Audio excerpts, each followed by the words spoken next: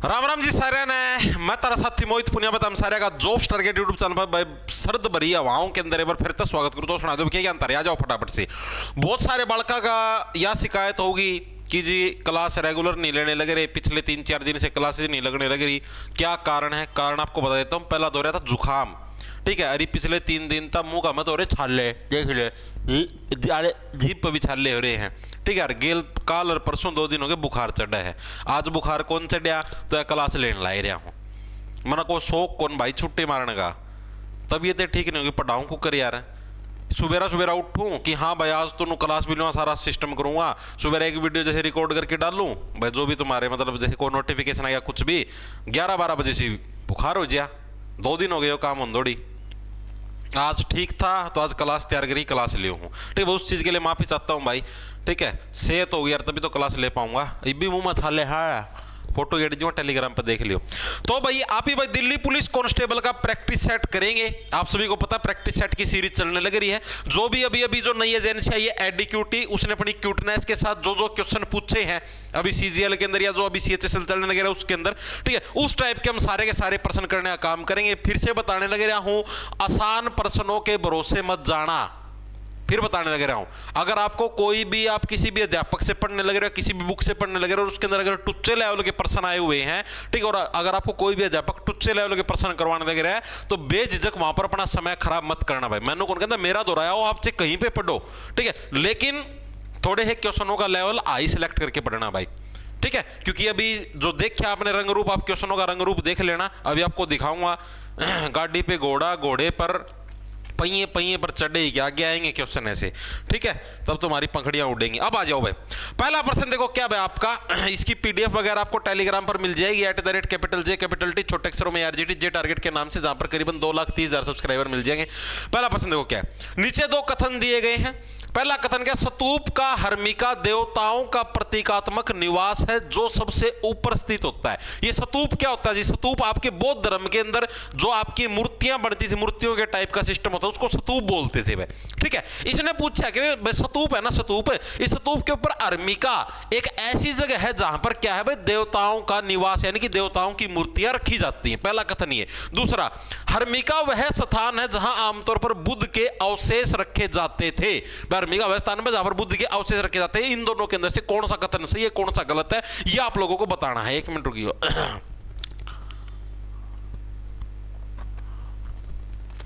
ठीक है भाई, तो ये चीज आप लोगों को बतानी। तो देखो आपको पहले तो कंसेप्ट क्लियर करवा देता हूं, जब तक कंसेप्ट क्लियर नहीं होगा कोई फायदा नहीं स्तूप सातूप पढ़ने का, ठीक है। पहले तो कंसेप्ट देखो, जो भी आपका स्तूप होता है ना, स्तूप ये जितने भी बौद्ध धर्म के अनुयायी थे ये बनवाते हैं। जैसे महात्मा बुद्ध का स्तूप बनवा दिया, एक तरीके से जैसे अपने स्टैचू होता है उसी टाइप से। अभी जो स्तूप है, स्तूप के अलग अलग पार्ट होते हैं। कैसे जी? जैसे एक होता अंडा।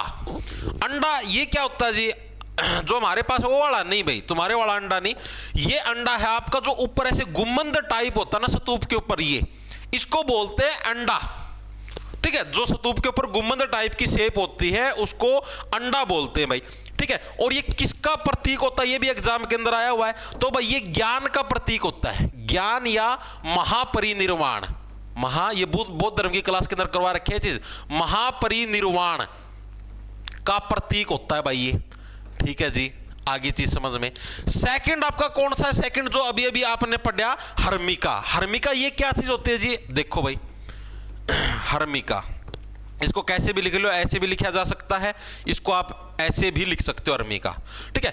हर्मिका या करो भाई, इसका मैं जो स्तूप बनता है इसके अंदर, तो भाई जो गुम्बद के ऊपर एक छोटी सी चकोर संरचना होती है, जो गुम्बद है ना इसके ऊपर एक छोटी सी चकोर संरचना होती है और इसके ऊपर किसी भी देवता की मूर्ति भी लगी होती है, ठीक है। इसी को हर्मिका बोलते हैं। तो हर्मिका क्या है? गुम्बद के ऊपर चौकोर, ठीक है। जो गुम्बद हो गया, गुम्बद के ऊपर क्या है कि चकोर संरचना लगी हुई है, चकोर संरचना, और इसके ऊपर क्या है? कोई भी देवता की मूर्ति होती है, कोई भी आप जिसको भी मानते हो उसकी मूर्ति लगी होती है, इसको बोलते हैं क्या? हर्मिका, ठीक है जी। चीजें आगे समझ में। थर्ड वन इज होता है, तीसरा होता है यष्टि। यष्टि क्या होता है? ये जो हर्मिका होती है ना इसके ऊपर एक लंबा झंडा लगा होता है, ठीक है, इसको बोलते हैं यष्टि। यष्टि किसको बोलेंगे? सिर्फ 4 ही वर्ड है, एक और वर्ड याद रखना, यष्टि किसको बोलेंगे? हर्मिका के ऊपर लगा एक लंबा झंडा, हर्मिका के ऊपर लिख लो इनको कॉपी के अंदर, ऊपर लगा लंबा झंडा, उसको क्या बोलते हैं? उसको बोलते हैं यष्टि। ठीक है जी, चीजें समझ में आ गई। फिर आता है वेदिका, लास्ट है ये क्या होता है? जो भी हमारा ये स्तूप है ना, स्तूप, इसके चारों ओर ये जो रेलिंग बनी हुई होती है, बाउंड्री बनी होती है, इसको बोलते हैं क्या? आपका वेदिका। ठीक है, फोर्थ वन कौन सा तुम्हारा? वेदिका। वेदिका किसको बोलोगे? स्तूप के चारों ओर बनी बाउंड्री, चारों ओर बनी जो बाउंड्री होती है उसको क्या बोलते हैं? वेदिका बोलते हैं। लिख लेना भाई इनको कॉपी के अंदर। चारों कंसेप्ट क्लियर है हर एक साथी के? क्या बताया? स्तूप, स्तूप के ऊपर क्या होता है? एक तो अंडा होता है, अंडा क्या है? ज्ञान का प्रतीक है, महापरिनिर्वाण का, ये गुम्बद शेप का होता है। सेकंड हर्मिका, हर्मिका क्या होती है? इस गुम्बद के ऊपर एक चकोर शेप होती है, उसके ऊपर किसी देवी या देवता की मूर्ति होती है, उसको हर्मिका बोलते हैं। यष्टि, हर्मिका के ऊपर लगा एक लंबा झंडा। वेदिका, स्तूप के चारों ओर ये जो बाउंड्री बनी होती है इसको वेदिका बोलते हैं। ठीक है जी। अब प्रश्न क्या था तुम्हारा? भाई स्तूप का, हर्मिका देवताओं का प्रतीकात्मक निवास। हाँ भाई, सारे के सारे देवता कहां पर? हर्मिका के ऊपर ही तो निवास करते हैं, यानी पहला कथन बिल्कुल सही। दूसरा, हर्मिका वह स्थान आमतौर पर बुद्ध के अवशेष रहे। बिल्कुल भाई, क्योंकि जो बौद्ध धर्म के लोग थे वो क्या थे? महात्मा बुद्ध को भगवान मानते थे, तो हर्मिका के वहां पर, अब मैंने क्या बताया? हर्मिका वह स्थान जहां पर देवी देवताओं के, मतलब कि देवी देवताओं का निवास होता था, जहां पर देवी देवताओं की मूर्ति रखी जाती थी। अब ये महात्मा बुद्ध को मूर्ति भगवान मानते थे, देवी देवता मानते थे, तो यानी कि बुद्ध के अवशेष वहीं पे तो रखे जाएंगे। यानी दोनों कथन आपके सही हैं। ऑप्शन नंबर ए हमारा करेक्ट हो जाएगा। अब जो डीपली पढ़ लेगा, इस टाइप की चीजें पढ़ जाएगा, वो पेपर के अंदर रगड़ देगा, फोड़ देगा। ठीक है, बाकी नो हांडी जाएंगे मुंह भाई फलाने से पढ़ा था, कुछ भी नहीं फंसा पेपर में, फलानी बुक से पढ़ा था, कुछ भी नहीं फंसा पेपर में, है क्योंकि तुम डीपली पढ़ते नहीं।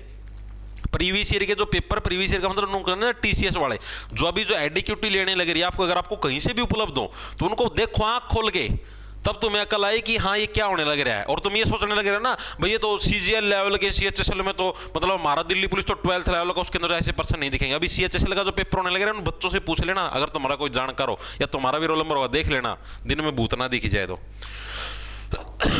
आगे देखो भाई, अगला प्रश्न देखो क्या, किस वेद में मुख्य रूप से अनुष्ठान सूत्र और बलिदान करने की विस्तृत प्रक्रियाएं शामिल हैं? हमारे पास टोटल कितने? 4 वेद हैं जी। सबसे पुराना वेद कौन सा है जी? कौन सा तुम्हारा सबसे पुराना वेद? ऋग्वेद। सबसे पुराना वेद कौन सा है? ऋग्वेद क्या है जी? हमारा सबसे पुराना वेद है। ठीक है जी। अब इसने क्या पूछा भाई, ऐसे वेद का नाम बताओ जिसके अंदर बलिदान करने की विस्तृत प्रक्रिया है। अनुष्ठान, अनुष्ठान का मतलब क्या होता है? यज्ञ। अब यज्ञ की बात होगी, और यज्ञ के अंदर ही लोग क्या करते थे पुराने समय के अंदर? बलिदान करते थे। देवी माँ को इसकी बलि चाहिए, इस यज्ञ के अंदर देवी माँ को इसकी बलि चाहिए।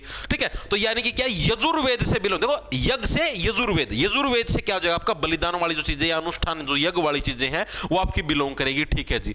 सहसे सामवेद, सहसे संगीत। हर सोमवार को क्या है आपका दिन संगीत सुनने से शुरू होना चाहिए, ताकि सोमवार को आप नए नए ऑफिस में जाओ तो आपका मन है एंटरटेनमेंट वाली चीजों से भरा रहे। ठीक है, संगीत या फिर जो मंत्र होते हैं, मंत्रों के बारे में जो वर्णन मिलता है किसके अंदर? सामवेद के अंदर मिलता है। अथर्ववेद के अंदर, अथर्व का मतलब हो गया अर्थ। ठीक है, जो भी टूना टोटका करता है इसका क्या अर्थ होता है? कोई अर्थ नहीं होता।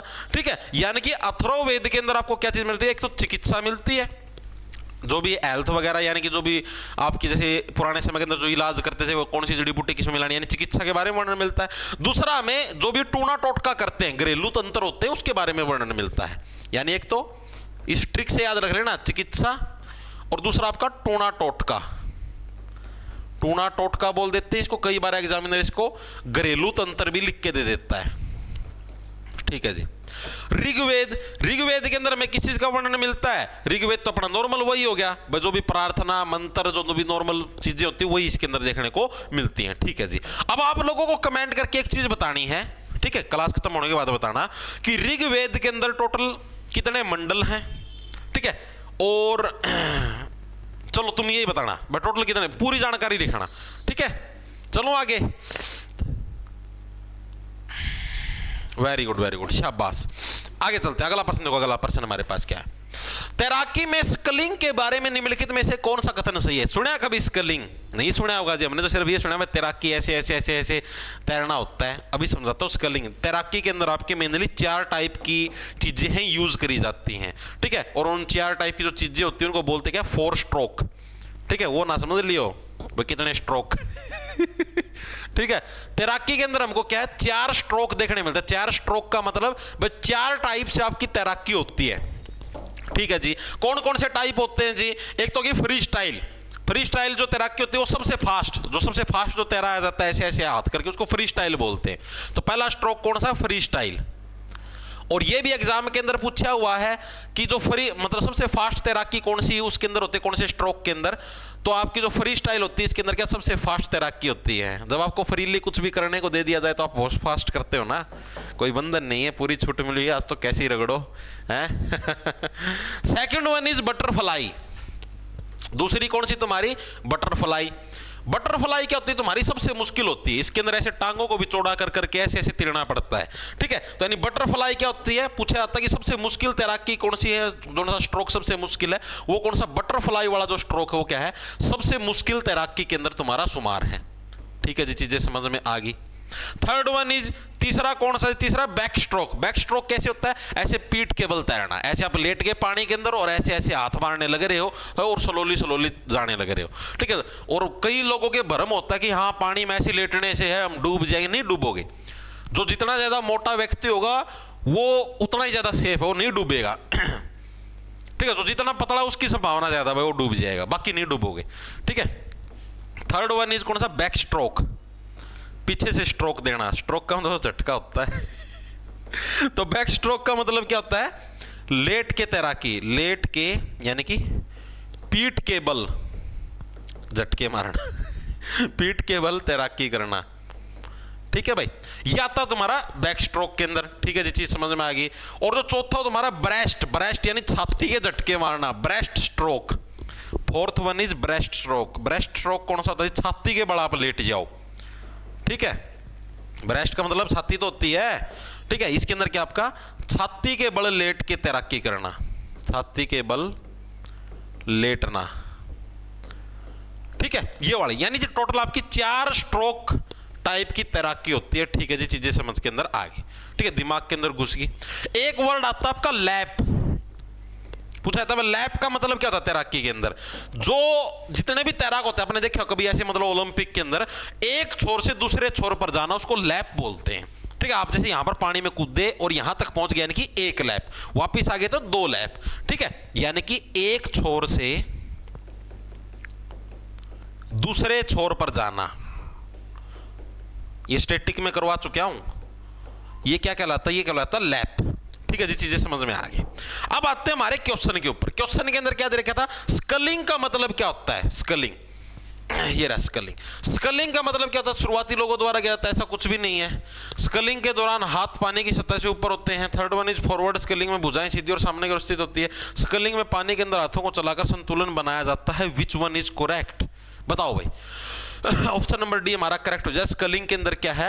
आपके पानी के अंदर हाथों को चलाकर संतुलन। कैसे? जैसे आप ऐसे खड़े हो और ऐसे ऐसे ऐसे करते हैं ना, खड़े खड़े, ताकि आप नीचे की तरफ ना जाओ। जैसे समुद्र के अंदर खड़े हो या कोई ऐसा स्विमिंग पूल है जिसकी गहराई बहुत ज्यादा है। ठीक है, तो आप ऐसे खड़े खड़े आप ऐसे ऐसे करने लगे रहे हो। ठीक है, एक जगह खड़े खड़े, उसको स्कलिंग बोलते हैं। ठीक है, ऑप्शन नंबर डी हमारा करेक्ट हो जाएगा। तो चीजें इंपॉर्टेंट है भाई। नेक्स्ट वन इज, प्रारंभ में बंगाल में सती प्रथा के विरुद्ध आंदोलन में किस प्रकार योगदान, सॉरी ऊपर से, आरआरआर राजा राम मोहन राय ने 19वीं सदी के प्रारंभ में बंगाल में सती प्रथा के विरुद्ध आंदोलन में किस प्रकार योगदान दिया? सती प्रथा के बारे में और ये सारी चीजें मैं अभी आपको मॉडर्न हिस्ट्री के अंदर पढ़ा चुके हैं। अभी रिसेंटली कुछ दिन पहले आपने मॉडर्न हिस्ट्री करी थी। ये डस्ट नहीं है भाई, धूप के कण ही। ठीक है, देखो आपको बता देता हूं। RRR फिल्म का नाम नहीं है, ये राजा राम मोहन राय का नाम है। ठीक है जी, हमको पता राजा राम मोहन राय। आप मत लिखो, लिखूंगा भाई, मेरा बोर्ड। ठीक है जी, लिख लो राजा राम मोहन राय। अब राजा राम मोहन राय भाई इन्होंने क्या क्या मतलब योगदान किए, क्या क्या कांड किए? तो राजा राम मोहन राय ने भाई देखो, एक तो 1828 के अंदर किसकी स्थापना करी? ब्रह्म समाज की। ठीक है, इन्होंने किस चीज की स्थापना करी? ब्रह्म समाज की स्थापना करी। ब्रह्म समाज की स्थापना करी। ठीक है जी, चीज समझ में आ गई। सेकंड, इन्होंने क्या किया? 1829 के अंदर इन्होंने खूब तकड़े आंदोलन चलाए। नो बोले सती प्रथा या बैन होनी चाहिए। सती प्रथा क्या होती है भाई? अगर किसी महिला का हस्बैंड अगर मृत्यु को प्राप्त हो जाता है तो उसकी चिता के अंदर ही उसकी वाइफ को जिंदा जलाया जाता था। इसको सती प्रथा बोलते थे। तो इसने क्या किया भाई? सती प्रथा को बैन करो। तो यानी 1829 के अंदर इसने खूब आंदोलन चलाया, तो सती प्रथा पर बैन लगा 1829 के अंदर इसी के प्रयासों की वजह से। और ये बैन लगाया किसने था? विलियम बेंटिक ने। और इसको याद करने की ट्रिक क्या है? सिंपल सी, देखो अभी याद करवाता हूं। बेंटिक का मतलब क्या है? देखो बेंटिक से बन गया बैन, ठीक है, यानी बैन किसने लगाया? सती प्रथा के ऊपर विलियम बेंटिक ने, ठीक है। 1829 लगेगा फाइन अगर तुमने सती प्रथा का उल्लंघन किया तो, इस तरीके से याद रख लो, ठीक है जी। अब राजा राम मोहन राय को राजा की उपाधि किसने दी है? टीसीएस ने पूछा हुआ प्रीवियस ईयर के अंदर। तो किसने? जो अकबर द्वितीय था, यानी जो मुगल सम्राट था अकबर द्वितीय, ठीक है, उसके द्वारा क्या है आपका राजा राम मोहन राय को राजा की उपाधि दी गई, ठीक है जी। इसके अलावा जो राजा राम मोहन राय है, ये पहले ऐसे भारतीय बने जो इंग्लैंड के अंदर भारत की तरफ से गए, मतलब भारत के दूत बन के पहली बार इंग्लैंड के अंदर गए। ये ऐसे व्यक्तित्व थे। फर्स्ट भारतीय जो इंग्लैंड में भारत का प्रतिनिधित्व करने गए, भारत की तरफ से गए, ठीक है भाई। तो ये फैक्टर आपको याद रखना। इसके अलावा इन्होंने 1825 के अंदर एक हिंदू कॉलेज की स्थापना होनी थी बंगाल के अंदर, उसकी स्थापना के अंदर इन्होंने सहायता की, ठीक है। पूछा जा सकता, हालांकि मेरे को इतना इंपॉर्टेंट नहीं लगा, फिर भी क्या पता पूछ ले तो आप लिख लो कॉपी के अंदर। 1825 के अंदर इन्होंने बंगाल के अंदर एक हिंदू कॉलेज की स्थापना होनी थी, उसकी स्थापना के अंदर इन्होंने सहयोग किया था, हेल्प की थी, इन्होंने स्थापना नहीं की थी, ठीक है। इस चीज को ध्यान में रखना। अब प्रश्न के ऊपर आते हैं, क्या है? सती प्रथा के विरुद्ध आंदोलन में किस प्रकार योगदान दिया? क्या था भाई? उन्होंने बंगाल के गांव में सशस्त्र विरोध प्रदर्शन, सशस्त्र का मतलब हथियारों के साथ इन्होंने विरोध प्रदर्शन किया। दूसरा, उन्होंने रूढ़िवादी नेताओं के खिलाफ सरकारी अध्यादेश जारी किए। थर्ड वन इज उन्होंने समाचार पत्रों का उपयोग करके प्रचार किया और बहसों में भाग लिया। बिल्कुल सही, उन्होंने अलग अलग समाचार पत्रों का प्रयोग किया कि हाँ भाई सती प्रथा किस किस तरीके से महिलाओं के अधिकारों को छीनने लग रही है, महिलाओं के जीवन को खराब करने लग रही है। सेकंड, उन्होंने बहसों में भाग लिया। बहसों का मतलब अलग अलग टाइप से जहां पर भी बहस होने लग जाती थी सती प्रथा को लेकर, ठीक है, तो वहां पर ये अपना मतलब पार्टिसिपेशन करते थे कि हाँ भाई इसको मैं कैसे हैंडल करूं, इसको कैसे टैकल करके इसको रोकूं, ठीक है। चीजें समझ में आई? आगे चलो जी, अगला देखो क्या 1941 में शुरू की गई संतोष ट्रॉफी का नाम किस ऐतिहासिक व्यक्ति के नाम पर रखा गया? बताओ भाई। पार्टी का सौदा आ लिखा बितरला है के कहूं था कर लियो भाई। इन प्रश्न ना हमको नहीं करा, हम तो आसान वाले टुच्चे वाले प्रश्न करा। ये प्रश्न क्या होंगे पेपर में? पेपर की डीपनेस देख लो तम की है। तामना सिर्फ नू पढ़ रखा हो संतोष ट्रॉफी फुटबॉल से बिलोंग करती है। नू पढ़े था कदे भाई संतोष ट्रॉफी का नाम किसके नाम पे रखा गया? बोल आ लिया बितरला सौदा ऐसे ही हिलता भाई। जब अपने आंखों के सामने देखोगे ना वो पेपर का मनु नाग नाच दे, फिर आए खुल जाए तारी। तो 1941 में जो संतोष ट्रॉफी, पहली बात तो संतोष ट्रॉफी बिलोंग किससे करती है? फुटबॉल से भाई, ठीक है। फुटबॉल से कौन सी संतोष ट्रॉफी बिलोंग करती है? और फुटबॉल से बिलोंग करने वाली ट्रॉफियों के नाम क्या क्या है? पूछ लेता है एग्जामिनर बहुत बार। एक तो डूरंड कप, एग्जामिनर का सबसे फेवरेट है डूरंड कप। डूरांड ना लिख दियो फिर तो खतरनाक वर्ड बन जाएगा, डूरंड कप, ठीक है जी। Second one is Rovers cup.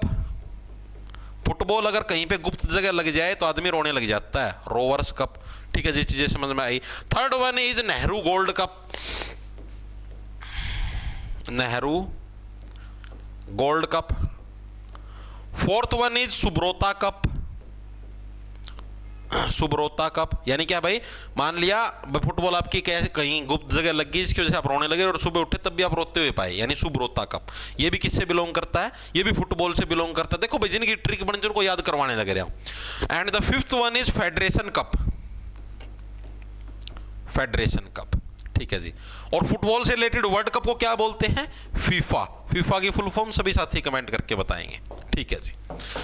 इतनी चीज हर एक साथी के समझ में आएगी, ठीक है जी। अब जो संतोष ट्रॉफी का नाम हो किस ऐतिहासिक व्यक्ति के नाम पे रखा गया? तो ऑप्शन नंबर ए हमारा करेक्ट हो जाएगा, सर मनमथ नाथ रॉय चौधरी। याद कैसे रखो भाई? मन ही मन में क्या है, रोने ही रोने लग रहे हैं कि मैं तो आदमी था, लुगाई का नाम टेक दिया संतोष मेरा नाम पे, ठीक है। नो बोले तेरा नाम पर टेका यार, मेरी लुगाई का नाम पर टेक दिया ट्रॉफी का नाम संतोष ट्रॉफी। मन ही मन में रोने ही लग रहा था, यानी मनमथ नाथ रॉय चौधरी। इस तरीके से याद रह जाएगा जी। आगे चलो भाई। संवहनीय वर्षा का प्राथमिक कारण क्या? ये बहुत ही टुच्चे लेवल का प्रश्न है। वर्षा वाला ज्योग्राफी के अंदर तुमको करवाया था। वर्षा का मेन कारण क्या होता है? गर्म हवाएं होती हैं। गर्म हवाएं कैसे जी? जैसे मैंने आपको बताया था, जैसे ये हमारी धरती है, लैंड है, क्या है? लैंड है। और ये हमारा पानी है, क्या है? पानी है, ठीक है जी, पानी है। अब क्या होता है, जैसे सूरज की रोशनी पड़ती है, ये आपके सूरज अंकल हैं, सूरज की रोशनी ऐसे ऐसे पड़ी। अब सूरज की रोशनी पड़ती है तो इसकी वजह से क्या है, हवाएं क्या हो जाती है, गर्म हो जाती हैं। यहाँ पर जितनी भी हवाएं हैं ये सारी हवाएं तुम्हारी गर्म हो जाएगी। और कोई भी चीज़ गर्म होती है तो कहाँ पर उठती है, ऊपर की तरफ उठती है जी, बिल्कुल सही बात है। अब आप घर में पानी गर्म करते हो तो भाप आपने देखी ऊपर की तरफ उठती है, ठीक है जी। तो आपकी गर्म हवाएं ऊपर की तरफ उठ गई। तो यहाँ पर जो भी जैसे समुद्र के अंदर जो भी पानी है तुम्हारा, ठीक है, जो भी तुम्हारा पानी है, ठीक है, ये पानी क्या है, ऐसे भाप बन के आपका ऊपर उठ जाएगा, ठीक है जी। यहां पर जाके क्या ये पानी आपका कंडेंस हो जाएगा, कंडेंस का मतलब जम जाएगा, यानी बादल बन जाएगा ऊपर, जैसे ठंडा वातावरण आ जाता है ना ऊपर। आपको मैंने लेयर पढ़ाई है ना, स्ट्रेटोस्फीयर, ट्रोपोस्फीयर, अक्षोभ मंडल, समताप मंडल, ठीक है, उधर बहुत ज्यादा ठंड होती है, तो उस ठंडे वातावरण की वजह से क्या है, ऊपर जाके जम जाती है पानी की ड्रॉपलेट्स, ठीक है। और यहां पर क्या है, अब जैसे देखो गर्म हवाएं तो ऊपर चली गई, यहाँ की जगह तो खाली रहेगी। अब यहाँ पर जगह खाली होगी तो यानी कि धरती के ऊपर से जो ठंडी हवाएं हैं वो इधर जाएंगी, ठीक है, इस जगह को भरने के लिए, ठीक है। यानी कि जब भी धरती से समुद्र की ओर हवा चले तो इसका मतलब ये समझ लेना कि ऊपर बादल बनने लग रहे हैं। आई चीज समझ में। तब यहाँ पर क्या बादल बनते हैं और उसके बाद क्या है, फिर बारिश होती है आपकी, ये बादल फिर इधर आ जाते हैं। अब क्या इसका आंसर क्या हो जाएगा तुम्हारा, ऊपर उठती और ठंडी होती हवा का गर्म होना। ऑप्शन नंबर हमारा सी है, करेक्ट हो जाएगा, ठीक है। Heating of air that rises and cools, यानी कि जो हवा है जो ऊपर उठने लग रही है गर्म होके, ठीक है, heating of air that rises and cools, बाद में क्या हो, ठंडी हो जाती है, उसके बाद ये क्या है, बारिश होती है। चीजें समझ में आई, कंसेप्ट है, बिल्कुल बेसिक सी चीज है। हवा भी इसी की वजह से चलती है। आपसे पूछेगा हवा किस वजह से चलती है, ऐसी हवा गर्म होकर ऊपर चली जाती है, नीचे ठंडी हवा उसके स्पेस को हिलने के लिए आती है, इसीलिए ठंडी ठंडी हवाएं फिर चलती है, ठीक है। ज्योग्राफी के अंदर पढ़ना ध्यान से, कंसेप्ट समझा रखे। अगला, निम्नलिखित में से कौन सा कथन सर्वोत्तम रूप से बताता है कि खनिज भंडार जनसंख्या वितरण को किस प्रकार प्रभावित करते हैं। बड़ा अच्छा प्रश्न है भाई। जैसे मान लिया आप कहीं पर भी रहने लग रहे हो और आपके पास अच्छे अच्छे खनिज के भंडार है। खनिज के भंडार मतलब जी, जैसे आपके आसपास, जैसे मान लिया आपके खेत हैं, आपके खेत के अंदर लोहा बहुत ज्यादा मात्रा के अंदर मिलने लग रहा है। आपने खुदाई करी खेत की, क्या करी जी, खुदाई करी, और खुदाई करते ही कि आपको खेत के अंदर बहुत ज्यादा मात्रा के अंदर लोहा मिला, एल्यूमिनियम मिला मान लो, और तेल भी मिल गया, कुछ भी मान लिया, जो भी तुमको मिला, ठीक है। अब कुछ बच्चे बोलेंगे जी हमारे खेत के अंदर सिर्फ हड्डियां मिलती, कंकाल मिलते हैं, क्योंकि तुम्हारे कर्म माड़े हैं। ठीक है, तो भाई जैसे मान लिया आपको कुछ भी अच्छी चीज मिल गई, बच के रहना कोई रबड़ी की चीज ना मिल जाए, बस बाकी से कुछ भी मिल जाए, तुमको कोई भी अच्छी चीज मिल गई। मिलने के बाद क्या होता है भाई, अब जैसे लोहा मिल गया या सोना भी मिल गया, तो क्या सारे लोग अट्रैक्ट हो जाएंगे, तुम्हारे खेत के आसपास खूब मकान बन जाएंगे, सब कुछ हो जाएगा, ठीक है। सारे लोग सोचेंगे कैसे इस सोने को हम थियाएं, कैसे इस तेल को हम थियाएं, ठीक है। यानी कि जो भी खनिज पदार्थ हो जनसंख्या को कैसे प्रभावित करते हैं, they attract industries and create jobs, वे उद्योगों को आकर्षित करते हैं। भाई हमारे यहाँ पर खनिज पदार्थ, आओ हमारे यहाँ पर आसपास फैक्ट्री लगाओ, ठीक है, और रोजगार सृजित करते हैं, इसकी वजह से फिर रोजगार बढ़ते हैं। अब आप फैक्ट्री लगाओ, फैक्ट्री में काम करने के लिए कर्मचारी भी चाहिए, यानी रोजगार भी बढ़ेगा, ठीक है। सीधी सी बात, बेसिक प्रश्न था ये मतलब कोई वो नहीं था भाई किसी सब्जेक्ट से था, ये बस ये था भाई आपकी नॉर्मल जनरल नॉलेज जानने के लिए प्रश्न पूछा था एग्जामिनर ने, बाकी और इसके अंदर ऐसा कुछ वो नहीं था। आगे चलो। Which biomolecule act as the primary energy storage in animals, कौन सा जैव अणु पशुओं में प्राथमिक ऊर्जा भंडारण के रूप में कार्य करता है। ईवीएस के अंदर प्रश्न करवा रखे एज इट इज, केमिस्ट्री के अंदर चेक करना, चाहे बायोलॉजी के अंदर जो तुमको साइंस करवा रखी बैच के अंदर, उसके अंदर ये चीज करवा रखी है कि जो भी पशु लगा लो या मानव लगा लो, ये अपनी जो भी एनर्जी होती है, प्राइमरी एनर्जी होती है, उसको ग्लाइकोजन के रूप में स्टोर करते हैं। किसके रूप में, ग्लाइकोजन के रूप में, ग्लाइकोजन के रूप में स्टोर करते हैं, ठीक है जी। आगे चीज समझ में। सेकंड, ये तो होगी एनर्जी के बारे में बात। दूसरा, एग्जामिनर ने एक और चीज पूछ रखी है, फैट्स। फैट होते हैं जो फैट वसा, जो तुम घी खाते हो सारा दिन, चरो होता है घी ना, ठीक है, वो फैट है, वो किस रूप में स्टोर होते हैं, वो एडिपोज टिश्यू के अंदर जो भी फैट्स होते हैं, ठीक है। ये तो मैं ऊपर एनर्जी की बात करी, फैट्स किसके अंदर, एडिपोज टिश्यू, एडिपोज टिश्यू में स्टोर होते हैं। डिफरेंस समझ में आया तुम्हें, आ गया जी। ये दोनों चीज एग्जामिनर बहुत बार पूछता है, जैसे भी पूछा ना, प्राइमरी एनर्जी ग्लाइकोजन के रूप में, फैट्स किसके रूप में, एडिपोज टिश्यू के अंदर आपके स्टोर होते हैं, ठीक है जी। चीजें समझ में आ गई।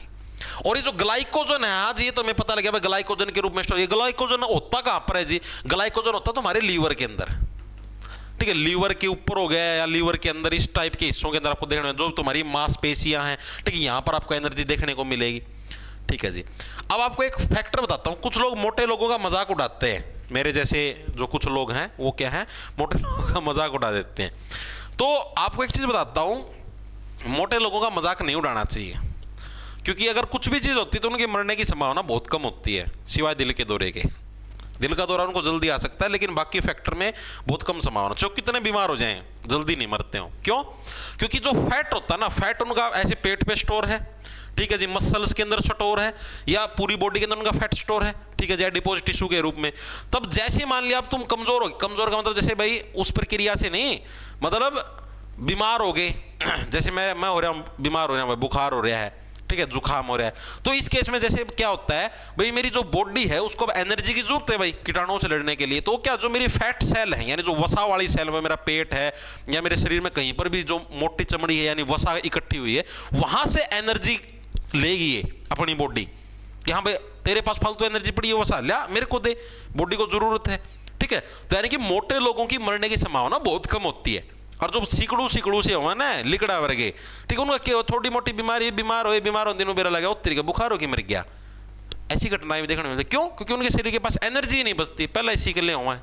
ठीक है, तो पतले लोगों को बीमारियों के अंदर रिस्क ज्यादा होता है मोटे लोगों के कंपैरिजन में। ठीक है, तो ये क्या जाएगा तुम्हारा ग्लाइकोजन। ओके जी, ऑप्शन नंबर ए हमारा करेक्ट हो जाएगा। चलो आगे।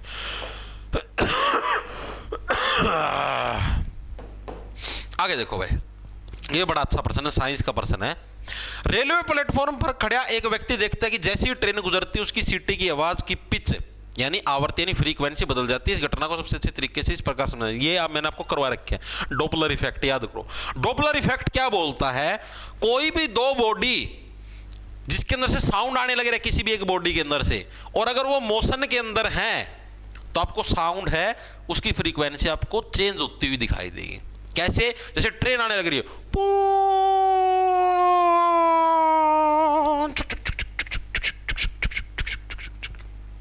सुनी, जैसे पहले आपकी slowly I,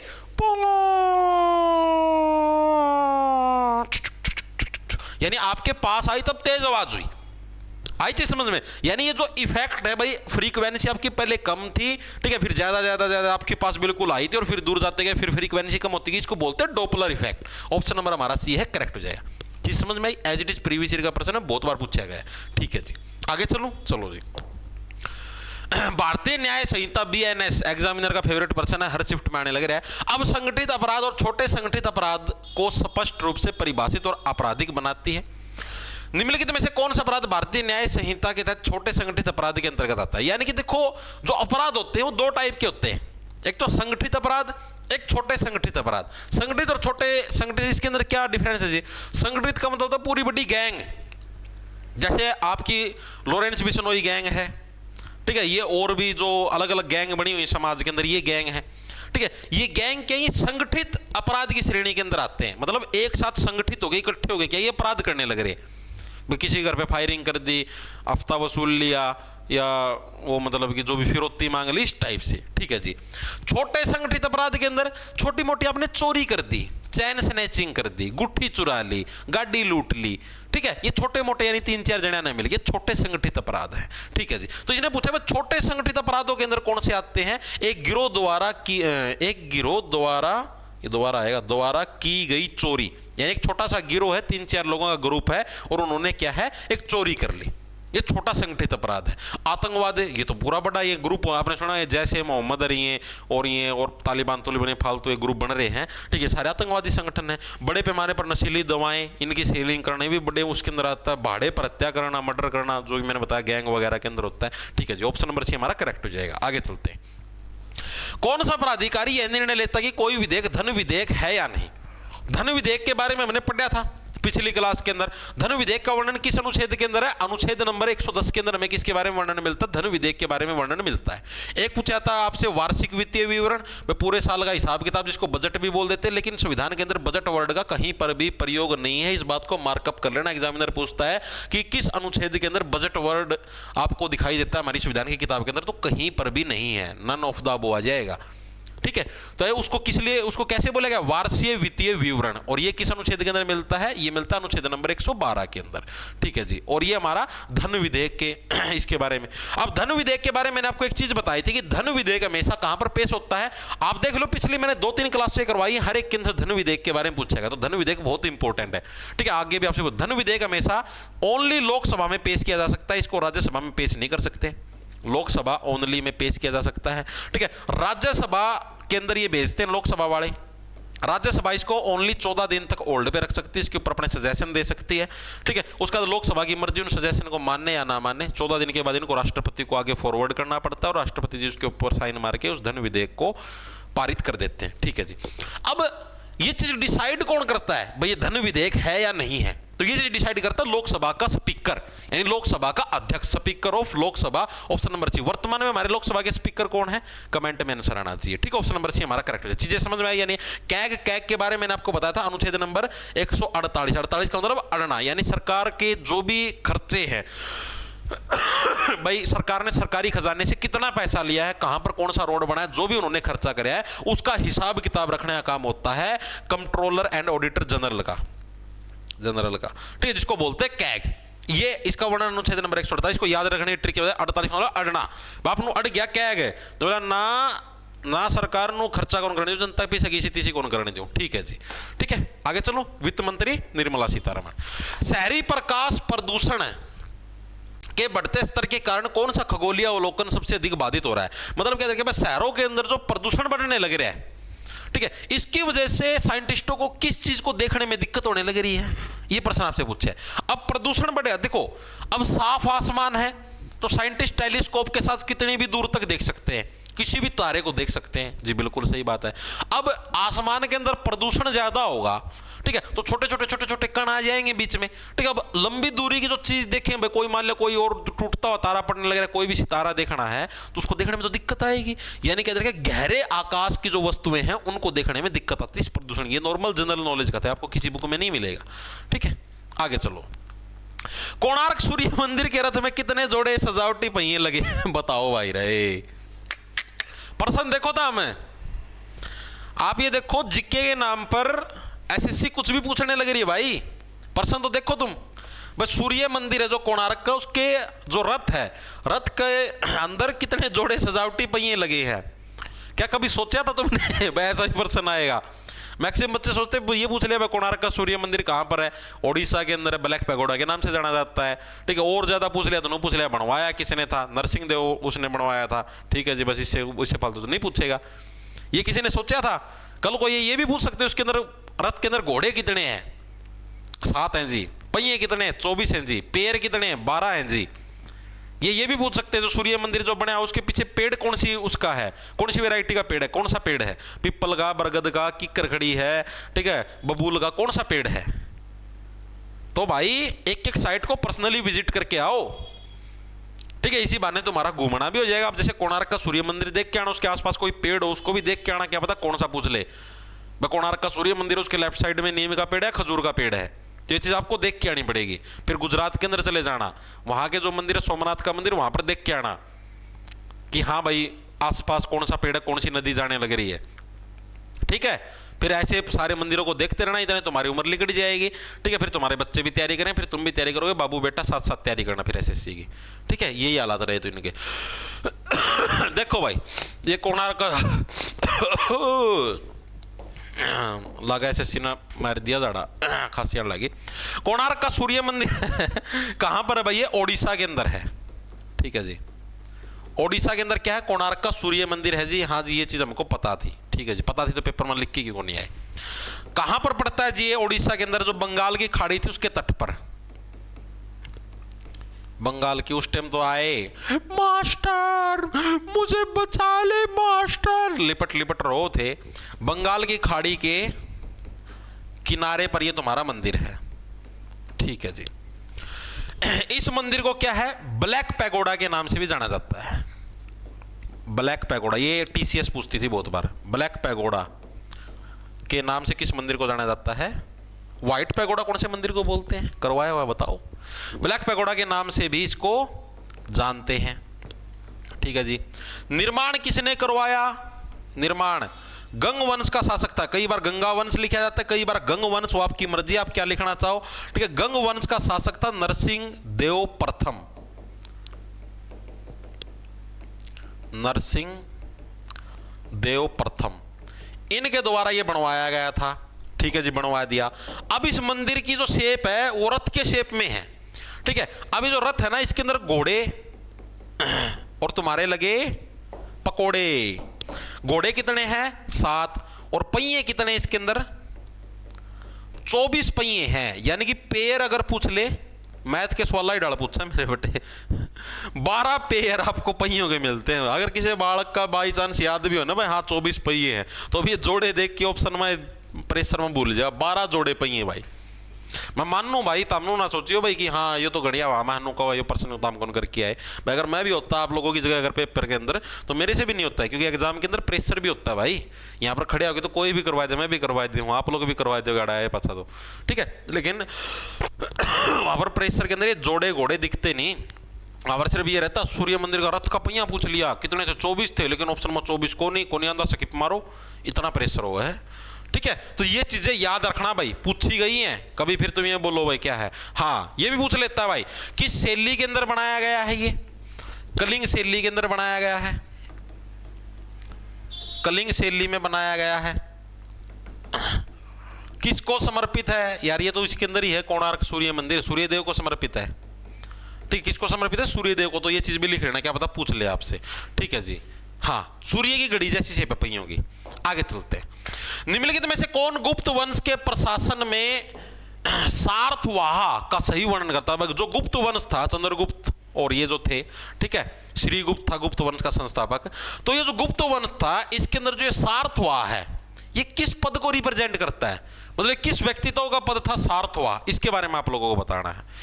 very good, Sharaj के लिए इतना काफी है। 36 मिनट की क्लास हुई है भाई, है पेपर का मैं भी एग्जामिनर भी नु कह देगा हाँ भाई अब हमको इतने बच्चे लेने काफ़ी हैं और बच्चों की जरूरत नहीं है, पढ़ो भाई। इतने दिन तक 4-5 दिन तक तो क्लास से को नहीं, शायद सोमवार ना क्लास ली थी, उस दिन पास ये को ना से नहीं मारा गया है। अरे भी तुम ये करो बकवासबाजी। देखो भाई, अब आपको कुछ पद बताता हूं जो कि पूछता है। एक तो उपरीका, उपरीका का मतलब होता है राज्यपाल, ऐसे मतलब उपराज्यपाल, इस तरीके से उपरीका का मतलब क्या होगा? राज्यपाल, जो कि एक राज्य का जो भी एक सूबे का जो हेड होता है उसको बोलते हैं राज्यपाल। ठीक है जी, इस पद के बारे में बता।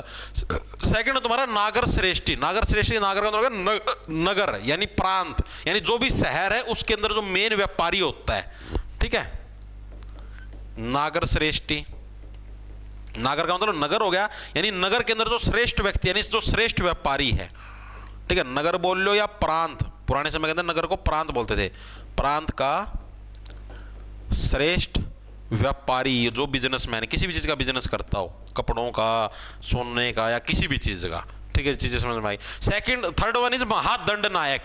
ये कौन होता था? जो सेना का हेड होता था, सेना का प्रमुख होता था और सजा देने का काम भी इसका होता था। महादंड नायक ये कौन होता था जी?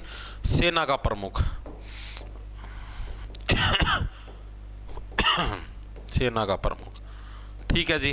चौथा और अंतिम कौन सा है जी? कुमार मात्य। कुमार मात्य ये कौन होता था? ये जैसे अभी आपने नहीं सुना, जैसे भारत सरकार का मुख्य सचिव यानी जो मेन सलाहकार है, उसी टाइप से कुमार मात्य होता है।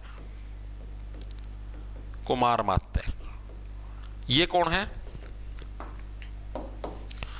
मुख्य सलाहकार या मुख्य सचिव, सलाहकार बोल लो। ठीक है जी, चीजें समझ में आ गई। अब पूछा गया सार्थवाह। सार्थवाह कौन है? ऑप्शन नंबर हमारा सी करेक्ट हो जाएगा। विभिन्न व्यापारिक समुदायों का प्रतिनिधित्व करने वाला व्यापारिक संघों का प्रमुख। मतलब जी, जैसे आपने देखा हुआ, वर्तमान के अंदर भी देखा हुआ, अलग अलग व्यापारियों की यूनियन होती है, संगठन होता है, ग्रुप होता है। जैसे जितने भी ऑटो चलाने वाले हैं उनकी यूनियन मिलेगी। ऑटो चलाने वालों की यूनियन, किसी भी ऑटो वाले के थप्पड़ मार के देख लो, यूनियन वाले तभी धरने के ऊपर बैठ जाए, 2 मिनट में जेल में पड़े पाओगे। ठीक है जी, सारे इकट्ठे हो जाए, सारे ऑटो का चक्का जाम हो जाए, जाम लगी जगह। किसी बस वाले के थप्पड़ मार के देख लो, ठीक है, सारी बसों का चक्का जाम हो जाए, टोल टैक्स पे खड़ी कर देंगे, जाएगी टपकी दिखाई दो दाम, फिर जेल में पड़े पाओगे। ठीक है, यानी कि हर एक विभाग की यूनियन होती है। टीचिंग लाइन में जाओगे तो टीचरों की यूनियन है, पुलिस लाइन में जाओगे तो पुलिस वालों की भी यूनियन है। यानी कि भाई उनके समुदाय के लोगों के साथ कुछ भी गलत ना हो, इस टाइप से, ठीक है। तो यानी कि जितने भी व्यापारी हैं, जैसे मान लो जितने सुनार हैं यानी जो सोने का काम करते हैं, उनकी एक यूनियन है, ठीक है। तो यानी जितनी भी यूनियन है उन यूनियनों का भी हेड, यानी जितनी सारी यूनियन, जैसे मान लिया एक यूनियन है, दूसरी यूनियन है, इनका एक एक हेड है, इसका भी हेड है, और इन सारे हेडों का भी जो हेड है उसको बोलते हैं क्या, सारथवा, ठीक है। ऑप्शन नंबर सी हमारा करेक्ट हो जाएगा। आगे चलते हैं।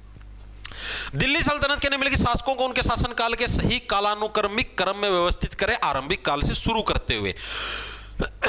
ये सारे के सारे शासक किस वंश के हैं भाई, गुलाम वंश के हैं। रजिया सुल्तान का नाम देखते, गुलाम वंश आना चाहिए। गुलाम वंश का अन्य नाम क्या है, मामलुक वंश बोलते हैं, मामूली लोग हैं यार, गुलाम है, ठीक है, मामलुक वंश। इंग्लिश में बोले तो स्लेव डायनेस्टी, स्लेव का मतलब गुलाम, ठीक है। दिल्ली सल्तनत के अंदर टोटल 5 वंश थे। याद करने की ट्रिक, सख्त सालोंडा, ठीक है जी, ऐसे बन गया स्लेव, स्लेव का मतलब गुलाम वंश जी, के का मतलब खिलजी वंश जी, टी का मतलब तुगलक वंश जी। ये सीरीज याद रखनी इसीलिए करवाने लगे। ये सैयद वंश जी, एलडी से लोधी वंश जी, सारे करवा रखे हैं जी, बिल्कुल जी, ठीक है जी। आगे चलते हैं। अब क्या, जो तुम्हारा गुलाम वंश है, गुलाम, आपका गुलाम कौन होता है, आपके घर में कुत्ता, कुत्ता के एक हमारा सबसे बड़ा पालतू और गुलाम प्राणी है, ठीक है जी। यानी गुलाम वंश का संस्थापक कुत्ते से बने कुतुबुद्दीन, यानी जो कुतुबुद्दीन ऐबक है वो क्या हो गया, गुलाम वंश का संस्थापक हो गया। यानी सीधी सी बात, सबसे पहले तो कुतुबुद्दीन का नाम आएगा, यही तो पूछा है। यानी सबसे पहले कुतुबुद्दीन ऐबक, ये रहा ऑप्शन नंबर सी, मतलब यानी सी वाला सबसे पहले आएगा। यानी सी वाला पहला कब है, तीसरा, और तीसरा यहाँ पर, यानी ये 2 ऑप्शन तो डायरेक्ट हटके। ऐसे ऐसे एलिमिनेशन करना सीखा करो पेपर के अंदर भी, जल्दी सोल्व होगा, ठीक है जी। अब कुतुबुद्दीन ऐबक के बाद ऑप्शनों के अंदर से देखो कौन आया, उसके बाद तो इल्तुतमिश आया था। कुतुबुद्दीन ऐबक का गुलाम था इल्तुतमिश, ठीक है। फिर बाद में इसका दामाद भी बन गया, ये गद्दी पर बैठा इल्तुतमिश। यानी 4 नंबर कहां पर है, इसके अंदर 4 नंबर है, सेकंड नंबर पे नहीं है, जिसके अंदर तो ऑप्शन नंबर ए करेक्ट हो जाएगा। इल्तुतमिश के बाद रजिया सुल्तान आई थी 1236 से 40 तक, ठीक है। कैथल के अंदर इनका मकबरा मिलता है, कैथल में मकबरा, वहां पर डाकुओं ने मार दिया इनको, ठीक है। हरियाणा के अंदर कैथल। फिर आता है बलबन, बलबन लास्ट मतलब इसके अंदर था, ठीक है। तो आपका ऑप्शन नंबर हमारा ए है, करेक्ट हो जाएगा। तभी बोलता हूं चीजों को डीपली पढ़ा करो, मोटा मोटा पढ़ोगे रजिया सुल्तान कुतुबुद्दीन ऐबक, पेपर के अंदर ऐसे ही पतन होगा, ठीक है। मैं फिर बोलने लग रहा हूं, क्यूटनेस पे मत जाना, बहुत डीपली प्रश्न पूछने लग रहे हैं। आगे चलो भाई। फुटबॉल में ब्रेस क्या है, ये सही से टाइप नहीं हुआ, लिख देता हूं इधर, ब्रेस।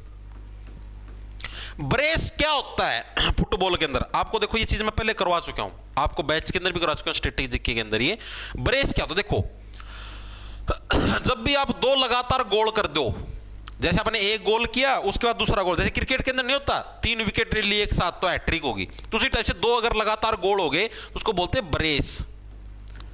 3 लगातार गोल हो गए तो उसको बोलते हैं हैट्रिक। 4 लगातार गोल, मतलब लगातार का मतलब नू नहीं कि हाँ भाई ई गोल कर दिया और फिर गोल कर है, लगातार का मतलब एक ही व्यक्ति ने गोल किए हैं, ठीक है। अब जैसे मान लिया मैं फुटबॉल खेल लूं और मैंने पहले एक गोल किया, ठीक है, फिर दूसरा गोल किया, यानी लगातार दोनों गोल मैंने ही किए हैं। ये इसका मतलब ये नहीं भाई ई गोल करे और सांस लेने दूसरा फिर कर दिया है, ये क्रिकेट थोड़ी ना मतलब गद्दा शॉट लागी जाएंगे। कहने का मतलब पूरे मैच के अंदर जितने भी टाइम का था उसके अंदर 2 गोल किए हैं, दोनों के दोनों मैंने किए हैं, ठीक है, तो उसको ब्रेस बोलेंगे। 3 गोल किए, तीनों के तीनों मैंने किए हैं तो उसको हैट्रिक बोलेंगे। 4 गोल किए हैं और चारों के चारों अगर मैंने किए हैं तो उसको सुपर हैट्रिक बोलेंगे। उसको क्या बोलेंगे, सुपर हैट्रिक। ये याद रखना, पूछी जाती हैं चीजें, आप देखने भी लग रहे हो, ठीक है जी। और अगर आपने 4+ गोल कर दिए, ठीक है, जैसे 5-6 जितने भी गोल कर दिए 4 से ऊपर, ठीक है, और सारे के सारे अगर एक ही व्यक्ति ने किया, जैसे मैंने कर दिया, तो उसको बोलते हैं होल। क्या बोलते हैं, होल, HAUL, होल, ठीक है। होल कर दिया था तो दूसरी टीम का ठीक है। और एक आता फिर क्लीन सीट, चीट मतलब ना, क्लीन चीट है, क्लीन सीट। क्लीन सीट ये क्या होता है भाई, क्लीन सीट का मतलब होता है कि जैसे मान लिया मैं, आप लोगों की एक टीम है, मेरी एक टीम है, मैंने लगातार 2-3 गोल मतलब मैंने प्रयास करा गोल करने का, लेकिन आपकी टीम ने एक भी गोल नहीं खाया, ठीक है। यानी अपोजिट टीम ने एक भी गोल नहीं खाया, या फिर आपकी जो भी टीम, आपने अगर एक भी गोल नहीं खाया तो आपको बोला था क्लीन सीट, चीट नहीं, क्लीन सीट, ठीक है। यानी कि एक भी गोल न खाना, एक भी गोल न खाना उसको बोलते हैं क्लीन सीट, ठीक है जी। तो इसके अंदर पूछा ब्रेस क्या है, आपका लगातार 2 जीत नहीं, एक मैच में 2 गोल करना, उसको बोलते हैं ब्रेस। चीजें समझ में आई, दिमाग के अंदर घुसी, as it is previous year की है, कोई मैं घर से नहीं बना के लेके आया, ठीक है, अभी अभी पूछी ही है। आगे देखो क्या है, भारत का भूमि क्षेत्र विश्व के कुल क्षेत्रफल का कितना प्रतिशत है? 1-2% ये आसान भी दे दिए हैं, सोचा कहते बालक डिप्रेशन में मर जाए, तैयारी छोड़ दें, आड़ा हमारी कमाई रुक जाएगी, 100 रुपये फीस के भी तो लेवा हाँ मैं, ठीक है, तो थोड़ा बोटा 1-आधा% आसान भी दे दिया, ये प्रश्न तो ताम करके बता दोगे, होमवर्क समझ लो ना, तो अयो मैं बताऊँ फिर तो जयो भी मन्ना बताना पड़ गया ना, तो समझ लो तेरा तकड़ा डाउनफॉल है, सिलेक्शन होना है नहीं, ठीक है। धरती भारत का भूमि क्षेत्र विश्व का, यानी जो पूरी धरती है, धरती का भारत का जो क्षेत्र वो कितने प्रतिशत है, ये अपना कमेंट करके बताना है, ठीक है जी। आगे चलते हैं, होमवर्क में तारा। भारतीय संविधान में व्यापक परिवर्तन लाने के कारण किस संविधान संशोधन अधिनियम को प्राय लघु संविधान, भारत का लघु संविधान किसको बोला गया है? 42वां संविधान संशोधन, ठीक है, 426 यानी 1976, इसकी ट्रिक है ये, 426 1976, 44 का 448 यानी 1978, ये ट्रिक याद करना। जो 42वां संविधान संशोधन, इसको भारत का लघु संविधान, लघु का मतलब इसके अंदर बहुत सारे चेंज किए गए थे इस संविधान संशोधन के तहत। जैसे भारत के संविधान के अंदर ये 3-4 वर्ड ऐड किए थे, धर्मनिरपेक्ष है भारत, और भी मतलब 2-3 वर्ड और ऐड करे थे, ठीक है जी, और भी बहुत सारी चीजें ऐड करी थी, यानी एक तरीके से जैसे पूरी अपनी संविधान की किताब थी उसकी तरीके से एक छोटी सी किताब और ऐड कर दी, ये समझ लो आप, ठीक है। इसी वजह से इसको क्या है, एक लघु संविधान भी बोलते हैं, ठीक है जी, चीजें समझ में आ गई, और इसके अंदर कुछ नहीं है। चलो, भारतीय रेलवे कार्बन उत्सर्जन में किस प्रकार कटौती कर रहा है? अच्छा प्रश्न है। आपने देखा और पुराने समय के अंदर रेल क्या है, भाप इंजन से चलती थी, प्रदूषण होता था जी, बिल्कुल। बाद में डीजल इंजन से चलने लगी, जो अभी तक चलती हुई आने लग रही है। लेकिन भारतीय रेलवे अब क्या करने लग रहा है, अब इन सभी को बिजली से चलाने लग रहा है, ताकि बिजली से चले, और ये जो कार्बन का जो उत्सर्जन होने लग रहा है, कार्बन बहुत ज्यादा मात्रा के अंदर बढ़ने लग रहा है, इसके अंदर कमी आए, यानी विद्युतीकृत, ब्रॉड गेज और नवीकरणीय ऊर्जा का उपयोग है आपका रेलवे बोर्ड करने लग रहा है। हर एक चीज का विद्युतीकरण यानी कि इलेक्ट्रिफिकेशन करने लग रहा है, ये electrify broad gauge and use renewables, ठीक है। आगे चलते हैं, 2 कथन दिए गए हैं, बड़ा अच्छा है। महालनोबिस रणनीति ने भारी उद्योगों और पूंजीगत वस्तुओं को प्राथमिकता दी, बिल्कुल सही। महालनोबिस मॉडल याद है, जब तुम्हारी सेकंड पंचवर्षीय योजना आई थी, कब आई थी जी? 1956 से लेकर 61 तक आई थी तुम्हारी कौन सी दूसरी पंचवर्षीय योजना, किस मॉडल पर आधारित थी? आपकी महालनोबिस मॉडल के ऊपर आधारित थी। याद कैसे करने की क्या ट्रिक बताई थी? इसका मेन उद्देश्य क्या था? बड़े बड़े उद्योग धंधे स्थापित करना, यानी महा उद्योग धंधे स्थापित करना ट्रिक बताई थी। यानी महालनोबिस मॉडल के ऊपर सेकंड पंच, पहली वाली कब थी? 1951 से लेकर 56 तक। वो किसके ऊपर थी? खेती बाड़ी के अंदर फसलें कैसे होती है? हरी हरी होती है, तो वो किस मॉडल के ऊपर होगी? हैरोल्ड डोमर मॉडल के ऊपर होगी, ठीक है। जो सेकंड वाली महालनोबिस मॉडल, तो इसके अंदर क्या था? बड़े बड़े भारी उद्योगों की स्थापना थी, यानी पहला कथन सही। दूसरा, यह माना जाता था कि ऐसे उद्योगों में निवेश करने से विकास की दीर्घकालिक क्षमता पैदा होगी, यानी कि जो हमारा, अगर ऐसे उद्योगों के अंदर अगर हम इन्वेस्ट करते हैं पैसे, तो हमारे जो उद्योग धंधे हैं, जो हमारा विकास है देश का, वो लंबे समय तक होता रहेगा, ऐसा माना जाने लग रहा था। यानी दोनों के दोनों कथन आपके बिल्कुल सही हैं, ऑप्शन नंबर ए हमारा करेक्ट हो जाएगा। ओके, चलो आगे, अगला देखो क्या है। भारतीय संविधान के किस अनुच्छेद के तहत देवनागरी लिपि में हिंदी को संघ की आधिकारिक भाषा घोषित किया गया? बड़ा अच्छा प्रश्न है और बड़ा ही प्यारा और इजी प्रश्न भी है भाई। ऐसा कौन सा आर्टिकल है? जैसे हिंदी हमारी राष्ट्रीय भाषा, नेशनल लैंग्वेज है, लेकिन कागजों में प्रयोग कोई नहीं करता, हर कोई इंग्लिश का प्रयोग करने लग रहा है, क्योंकि इंग्लिश एक इंटरनेशनल लैंग्वेज बन चुकी है। हर कोई अपने बच्चों को पैदा होते ही इंग्लिश। बेटा देखो क्या जा रही है, काऊ, ये क्या है? डॉगी। ये क्या है? काऊ का हस्बैंड, खागड़, ठीक है। ये क्या है? बफेलो का हस्बैंड, झोटा, ठीक है। इस तरीके से सिखाने लग रहे हैं। और दादा दादी का नाम बदल दिया, दादू, दादी, मामू, नानू। पापा को भी बोल दिया करो पापू, मम्मी को भी बोल दिया करो मम्मू, हैं? हर चीज का ऊ लगा दिया। इस टाइप से सारी चीजें खराब होने लग रही हैं भाई। ये फोनों के अंदर सीखते हैं, पैदा होते ही बच्चों को फोन दे देते हैं। अखबारों के अंदर पढ़ा करो, और जो तुम फोन यूज करती हो महिलाओं, तुम भी पढ़ा करो, ठीक है। ध्यान से देखना, छोटे बच्चे की आंखें बहुत ही ज्यादा, यार इबे तो उसने धरती पर जन्म लिया है, आंख भी उसकी पकी लग को नहीं। खुद बताओ दाम, करीबन डॉक्टर खुद माने कि 20 साल की उम्र लग तो आंख का साइज बढ़े आगर है, उसके अंदर ग्रोथ होती रहा है। और उतम पैदा होती है उसने फोन ले, फोन क्यों दे दिया फोन? रोवे को नहीं, मैं काम करी जाऊंगी अच्छी डाल। अरे बावड़ी बूच, तेना ज्ञान से बहंगे हो बालक इस्ता। आप देखना प्राइमरी स्कूल है ना जो गांव के अंदर सरकारी स्कूल, वहां पर जाके देखना मैक्सिमम बच्चे जिनके पेरेंट्स उनको फोन देते हैं आंखें महंगी हो चुकी हैं, धीरे धीरे आंखों की रोशनी जाने लगी, 5-5 6-6 साल की उम्र में चश्मे चढ़ गए उनका। खुद सोचो अपने बच्चों का फ्यूचर कहां पर लेके, दिमाग की ग्रोथ रुकने लग रही है, उसके अंदर कितने हार्मफुल किरण जाने लग रही है आंखों के अंदर। जब अपना बचपन था आप इन्हें उठाए कदे फोन थे, कौन फोन कीपैड वाले थे। तो थोड़ा दिमाग लगाया करो, बच्चा अगर कोशिश करो यार अपनी माँ होया कर दी भी तो संभालिया कर दिया अपना, लगता नू क्यों करया करो ना, बच्चा संभालना कौन पड़ेगा, फोन में लगा रहेगा रोवा कोनी का। एक आधा जी कह देना रे इसका फोन खोस ले मारे जो कर रिश्तेदारी में और रोन लायक जा फोन खोसने था, एक मार थप्पड़ रोगी रह जाएगा।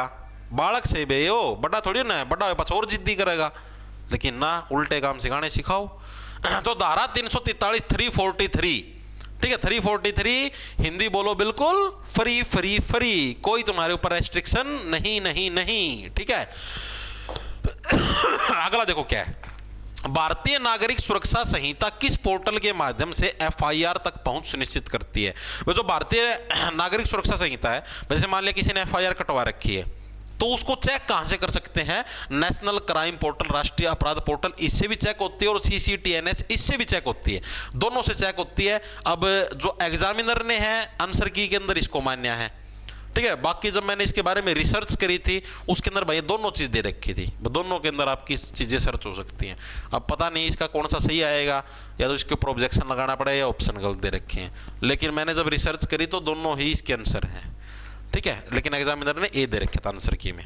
आगे चलते हैं, अब कुछ योजनाएं हैं भाई, कौन सी योजना किस मंत्रालय से बिलोंग करती है, प्रश्न आपसे पूछा। पहली योजना पीएम आशा योजना, पीएम आशा योजना किससे, ministry of consumer affairs food and public distribution, आपको बताता हूं। उपभोक्ता मामले, खाद्य एवं सार्वजनिक वितरण उपभोक्ता मामलों से बिलोंग नहीं करता।